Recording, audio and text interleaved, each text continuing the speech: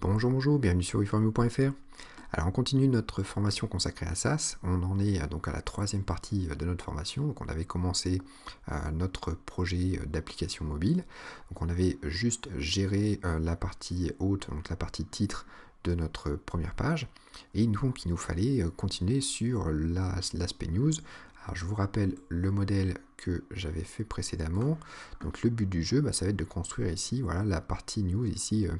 Avec une petite transition, avec des effets de couleurs qui vont aller de plus en plus clairs en fait. Donc on verra du coup les boucles.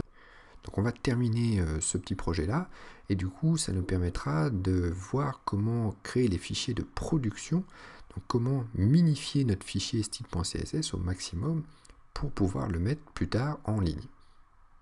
Donc c'est parti, on va essayer de créer donc la partie news. Donc je vais mettre ça en attente. Alors du coup je vais aller créer un nouveau fichier partial dans le dossier partial, donc nouveau fichier qui va donc me gérer les news. Donc news.scss, voilà. Je vais aller tout de suite l'importer donc dans le fichier style. Donc on va aller importer le fichier news et du coup dans la partie news, on va aller, alors les news, je vous rappelle, au niveau du fichier HTML, c'était quoi? Donc c'était des liens qui étaient dans une section qui avait la classe news. Alors du coup, je crois que dans la vidéo précédente, on avait déjà travaillé un petit peu les news.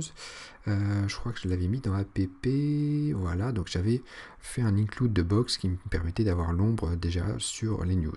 Donc cette partie-là, je vais la déplacer pour que le code soit un petit peu mieux rangé. Donc je vais bien la mettre dans la partie news.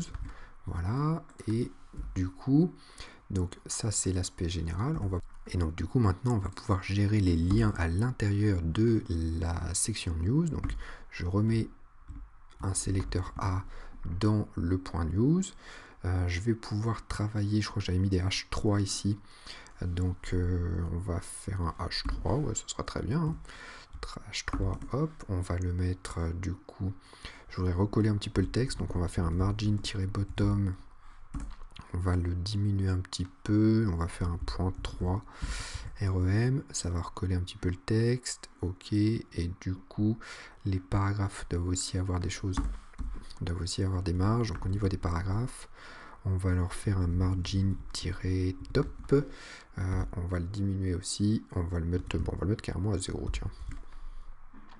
Voilà, donc ça me recolle un petit peu la partie news. Les liens sont soulignés par défaut. Donc ça m'embête toujours. Donc c'est dans app. On va aller changer directement tous les liens. Donc tous les liens du body. On va leur mettre un text-decoration et on va le mettre à none.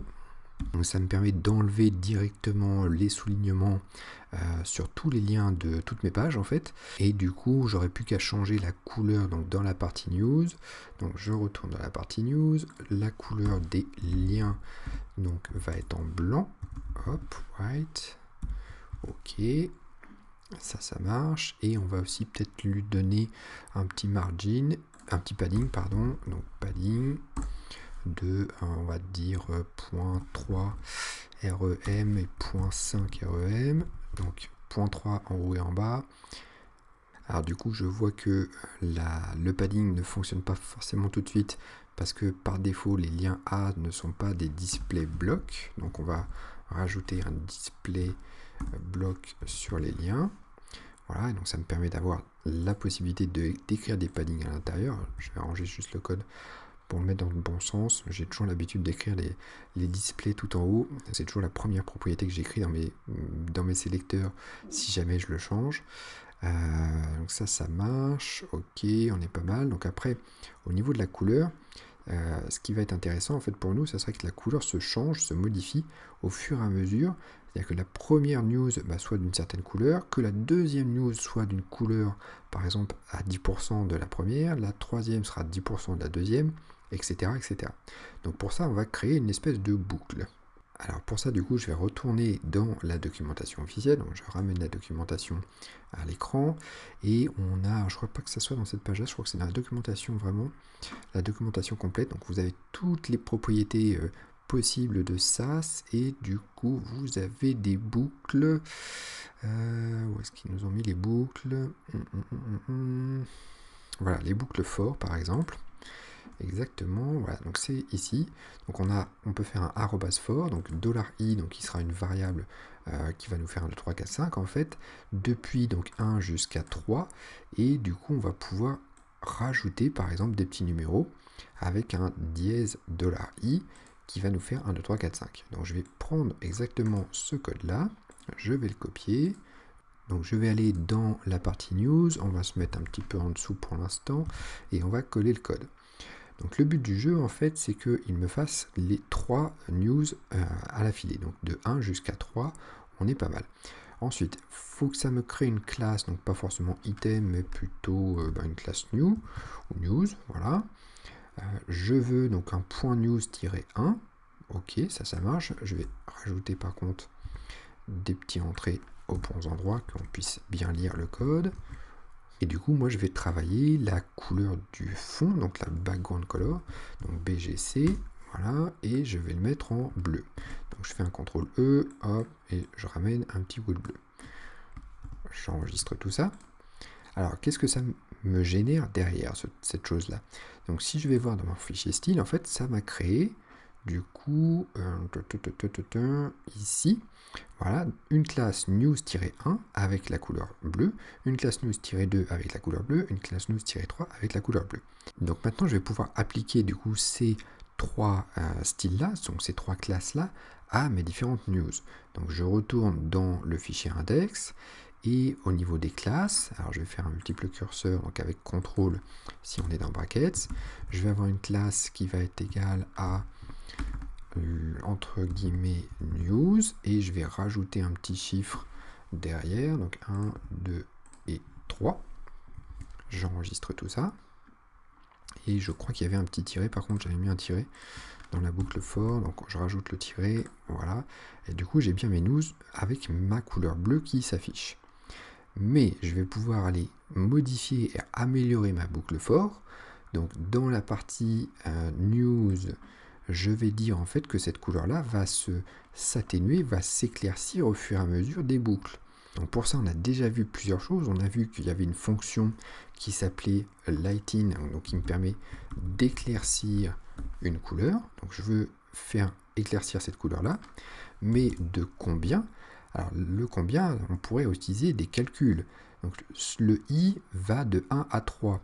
Donc si j'utilise la variable $i et que je le multiplie par exemple par 10%, ça veut dire que la première boucle, eh bien, il va éclaircir cette couleur-là de 10%, la deuxième boucle, il va l'éclaircir de 20%, la troisième boucle, il va l'éclaircir de 30%.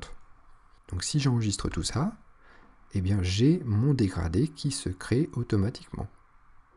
Voilà, je voudrais juste aller récupérer par contre la couleur du logo qui était de départ. Donc je vais faire un clic droit sur le logo, et je vais l'inspecter. Je prends n'importe quelle propriété CSS avec la couleur. Là je fais un petit clic sur une couleur et ça me permet d'aller pipeter en fait le bleu, de prendre ce code là, de le copier, de fermer ma console et d'aller le coller ici. Et d'ailleurs je me dis que ça serait plutôt pas mal d'aller l'enregistrer comme une variable, cette chose-là. Donc je vais supprimer cette chose-là et je vais faire un $primary.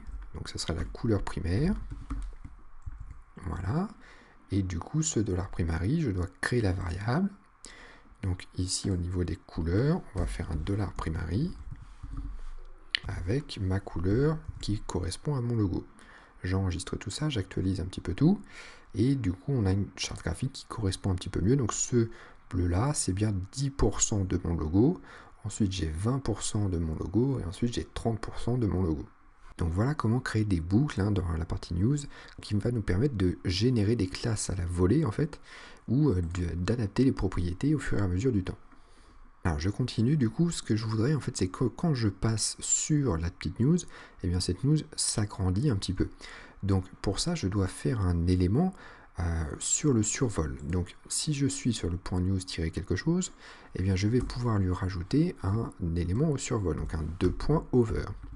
Alors le problème en fait ici c'est que si je l'inclus, si je mets le $over dans le point news, il va chercher un élément enfant en fait qui est dans le point news et qui va être survolé.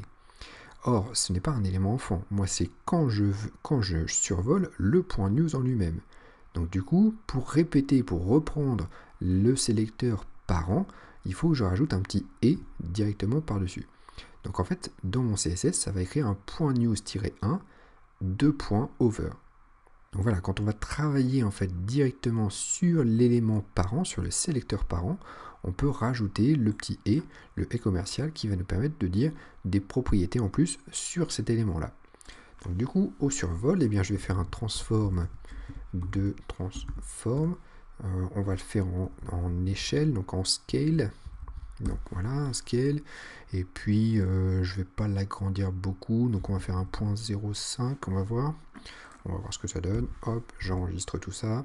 Du coup, quand je survole, voilà, j'ai bien mon aspect qui s'agrandit. Alors par contre, la transition est vraiment trop rapide. Donc on va rajouter un petit effet de transition sur l'élément parent. Donc transition. Et on va lui dire qu'on va transitionner sur tout, on va dire 0,2 secondes, et en is-in-out. Ok, j'enregistre tout ça. Et du coup, voilà, la transition est un petit peu plus douce. C'est quand même un petit peu plus sympa. Ok. Alors, ce qu'on pourrait faire aussi maintenant, c'est que dire que quand je survole la news, eh bien, elle se change de couleur. Donc, on va faire un background color encore, donc un BGC, et qu'elle prend la couleur de départ, donc le $primary. Donc, la couleur du logo. Quand je survole, voilà, j'ai bien la couleur du logo qui s'affiche dans les news. Voilà, donc on a presque fini, il va nous rester des petits détails. Je trouve que la marge à gauche et à droite est un peu grande au niveau des boîtes. Donc au niveau de box, on avait fait un margin de 3 REM à gauche et à droite, ça fait peut-être un peu gros. On va faire 1.5, on va tester. Du coup, on va pouvoir mettre aussi un padding un peu plus gros sur les liens, donc sur les news. On avait fait un padding à gauche et à droite de 0.5. On va faire peut-être un peu plus gros. On va faire 1 REM carrément. Voilà, ça nous décale un petit peu tout. Et on est plutôt pas mal. Ok. Alors ensuite, ce qui pourrait être intéressant, c'est de voir quand même ce que ça donnerait sur un PC. Donc effectivement, sur un PC, ça va faire un truc un petit peu bizarre. C'est que ça va s'agrandir en fait, puisqu'on prévoit pour l'instant que la partie mobile. Si jamais on a un écran un petit peu plus grand, donc ce qui serait bien en fait, ça serait que la partie news arrive à se placer à droite par rapport à la partie title. Donc on va essayer de gérer tout ça. Je vais remettre ça en petit. Voilà. Et en fait, ça serait dans la partie app. Donc si on y réfléchit, en fait, le body a deux éléments enfants. Donc c'est la box title et la box news. Donc si body était un display flex, voilà. Dans ce cas-là, les deux éléments se retrouvent l'un à côté de l'autre. Donc ce qui peut être intéressant sur un PC. On va essayer de les répartir un petit peu mieux par contre. Donc, du coup, dans ce cas-là, on va faire un width à 100%. Ok. 100% pour que notre body prenne toute la largeur. Et du coup, je vais pouvoir faire un justify-content en space around pour espacer les deux éléments enfants. Donc du coup sur un PC, eh bien on a quelque chose d'un peu plus espacé. Alors je vois ici par contre qu'il est en train de me descendre en fait la partie news. Eh bien parce que par défaut en fait un display flex a un align items sans stretch. Donc du coup je vais préciser le align items et je vais le mettre en center. Voilà. Et du coup si je reprends le petit écran, ok, donc ça ne m'agrandit pas du coup ma partie news. Mais maintenant, il faut que ça me fasse l'inverse. Mais en réalité, donc toute cette partie-là, du coup, il va falloir que ça me le fasse que sur un grand écran, donc que sur un écran plus grand qu'un téléphone portable en fait. Donc pour ça, on va pouvoir faire un media query, et un media query en SaaS, alors c'est là où c'est super, c'est qu'on peut l'écrire directement dans le sélecteur. Donc du coup, ces quatre lignes-là, en fait, vont être intéressantes en fait pour un écran de PC, non pas sur un écran de mobile. Je vais rajouter un petit @media, donc qui sera valable donc, pour les écrans, et pour les écrans d'un minimum de largeur, donc entre parenthèses, donc min-width, voilà, de par exemple 576 pixels. Donc je travaille sur tout sauf les téléphones portables du coup. Et dans ce cas-là, eh bien, je vais déplacer mes 4 petites lignes dans ce Media Query. Et du coup, donc, dès que j'enregistre, eh bien, j'ai ma partie web qui se met à jour. Donc sur un téléphone portable, j'aurai bien l'aspect les uns en dessous des autres. Et sur un PC, du coup, si j'agrandis mon PC, si j'agrandis ma fenêtre, eh bien, j'ai un aspect l'un à côté de l'autre. Donc ça, c'est une spécificité de SAS qui est vraiment très sympa, qui est le fait d'écrire directement le Media Query à l'intérieur du sélecteur que l'on veut changer. Qu'est-ce que ça génère dans le fichier style.css? Eh bien, ça me génère donc un Media Query tout en bas. Si je vais tout en bas, exactement, voilà, donc j'ai bien une partie body qui est valable donc pour tous les écrans, et le Media Query sur le body qui est affecté à un certain type d'écran. Donc voilà, on en a fini pour la mise en forme de ce petit projet d'application mobile. On va devoir voir maintenant comment générer un fichier style.css le plus optimisé possible. Effectivement, pour l'instant, dans le fichier style.css, on a tous les espaces, tous les entrées qui sont répercutés dans notre fichier. Et on a aussi un fichier style.css.map, on avait dit qu'il était utilisable en développement, qui nous servait à débugger le code, mais qui n'est pas souhaité dans la partie production. Donc pour ça, on va devoir créer un nouveau script. Donc je vais créer un autre script dans mon petit dossier. Alors, il faut que je retrouve le dossier par contre. Le voilà. Et du coup, je vais créer un nouveau script. Hop, nouveau, document texte. Et on va l'appeler cette fois-ci assets.prod. Donc on veut générer les fichiers de production. .bat pour créer un script. Voilà, donc si j'ouvre ce fichier-là dans brackets, donc j'ai ouvert le fichier assets.prod.bat. Alors notre ligne de commande va ressembler un petit peu à notre environnement de développement. Donc si je reprends en fait cette ligne de commande-là, je vais la copier, je la remets dans la partie prod et je vais essayer de l'adapter un petit peu mieux. Donc je vais toujours utiliser l'exécutable de SAS. Je dois toujours aller voir les fichiers qui sont dans le dossier SCSS et les compiler dans le dossier CSS. Je ne veux plus par contre regarder les différents changements. Donc je vais enlever le ---- watch. Et à la place, je vais essayer d'aller voir tout ce qui est possible de faire dans cette partie-là. Donc je vais reprendre une invite de commande. Alors j'avais fermé le petit truc parce qu'il a bugué. Je reprends l'application web, je refais un CMD dans le dossier courant, et si je retape dart-sas, anti/sas, j'ai toutes les possibilités qui vont s'afficher. Donc je vais essayer de remettre bien cette fenêtre là, on va la mettre par là, ok. Alors deux choses qui vont m'intéresser au niveau des petits drapeaux, c'est la partie style ici. Donc si je fais un -- style, je vais pouvoir le mettre soit en expanded, donc c'est la valeur par défaut en fait. Donc on voyait que dès qu'on compilait nos fichiers, ça gardait les entrées, les espaces, mais on va pouvoir maintenant le mettre en compressé. Et on a aussi un -- source map, donc on a un -- no -source -map qui nous permet de dire je ne veux pas du fichier map au final. Donc je vais rajouter ces deux petits drapeaux là. Donc dans ma ligne de commande, ici je vais faire un -- style est égal à compressed avec un M, ça serait mieux, voilà. Et un -- no -source -map, donc qui me permet de ne pas générer le source map. Donc j'enregistre ce script là, je vais fermer le script ici, je reprends du coup le assets.prod.bat et je fais 2 clics dessus, il va me générer la feuille de style, et si je vais voir du coup dans mon brackets, que je vais analyser donc le fichier CSS, je vais voir que du coup il m'a complètement compressé mon fichier et qui m'a enlevé en fait les espaces et les entrées. Je vois par contre qu'il m'a en fait, il n'a pas généré le fichier map, mais il ne l'a pas enlevé. Il ne l'a pas enlevé depuis tout à l'heure. Si jamais je supprime ce fichier-là, je supprime le fichier map et j'essaie de relancer mon script, vous allez voir qu'il ne va pas être généré. Si je fais 2 clics dessus, voilà, je vais voir dans brackets, eh bien mon fichier map n'est pas régénéré au final. Donc ce qui pourrait être intéressant de faire, c'est que dans le cas où le fichier map est déjà là, est déjà généré, lorsque je lance le script de production, en fait ce qui serait bien, ce serait que ça nous efface tout ce qui est dans le dossier public, tout ce qui est dans CSS, donc ça prenne tous les fichiers, que ça supprime tout, en fait, pour générer le bon fichier au final. Donc comme ça, on serait sûr au moins qu'il n'y ait pas de fichier parasite qui resterait dans ce dossier-là. Donc je vais essayer du coup d'améliorer le script production.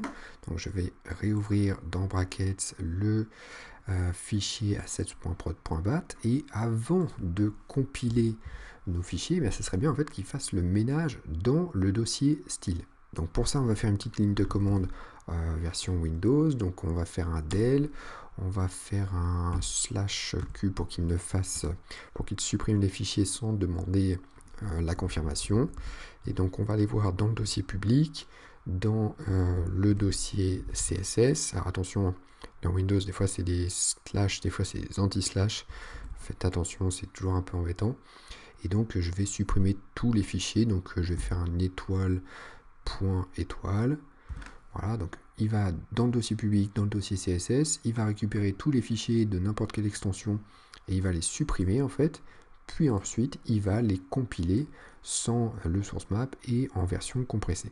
Donc attention à bien taper cette première ligne de code si vous êtes sur Windows, puisque ça risque de supprimer vos fichiers directement dans les dossiers.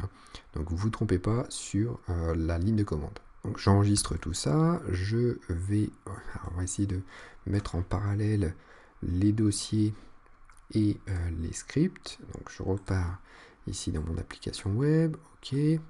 Je vais aller ouvrir le dossier public dans une nouvelle fenêtre, que l'on voit le résultat, hop. Donc je vais faire un petit truc comme ça, qu'on puisse analyser ce qui se passe. Alors si jamais je relance le asset dev.bat, donc je relance le script de développement, je dois faire une modification pour qu'il me génère du coup le fichier map et le fichier non compressé. Donc dans la partie app, je vais me mettre n'importe où, je vais faire entrer et j'enregistre le fichier. Du coup, il va me régénérer mes deux fichiers, donc le fichier non compressé et le fichier map. Si jamais maintenant je vais exécuter la commande de production, donc vous allez voir ce qui va se passer dans la partie de gauche. Donc j'exécute la production, ça va me supprimer tous les fichiers et ça va me régénérer le fichier compressé. Et si je vais vérifier du coup le fichier compressé dans brackets, j'ai bien mon fichier sans espace qui a été généré. Voilà, donc dites-moi dans les commentaires si jamais cette formation vous a plu, le fait de créer une application en même temps que d'apprendre un nouveau logiciel. Dans ce cas-là, j'essaierai de faire plutôt cette forme-là, plutôt que de lister toutes les possibilités, où c'est un petit peu rébarbatif et on n'a pas forcément de cas concrets à montrer derrière. Donc vous pouvez tout à fait télécharger tout le petit projet web que j'ai créé au fur et à mesure de la formation sur le site internet weformyou.fr. Je mettrai du coup le lien dans la description de la vidéo. N'hésitez pas du coup à nous rejoindre sur le groupe Facebook de weformyou.fr, de vous abonner à la chaîne, de liker la vidéo si jamais ça vous a plu. Et puis moi je vous dis à bientôt pour une prochaine vidéo.